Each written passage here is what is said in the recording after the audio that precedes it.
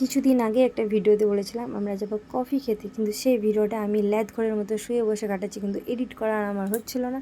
তো finally edit করতে পেরেছি। তো আমরা চারজনে রেডি হয়ে বেরিয়েছি সন্ধ্যে ঠিক 7টা ঘড়ির কাটাতে।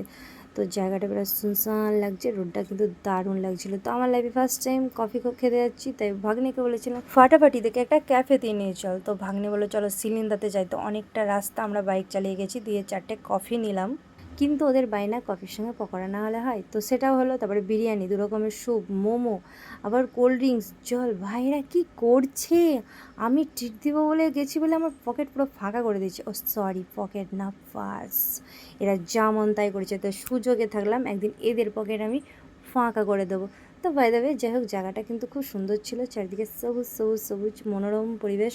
কয়েকটা ছবি তুললাম, ভিডিও করলাম। আর এই ঘরগুলো দেখে আমার যে কী ভালো লাগছিল, বাড়িতে আসতে মনই চাইছিল না, কিন্তু বাড়িতে আসতেই হবে। তো যাই হোক, ভিডিওটা কেমন লাগলো জানিও কিন্তু।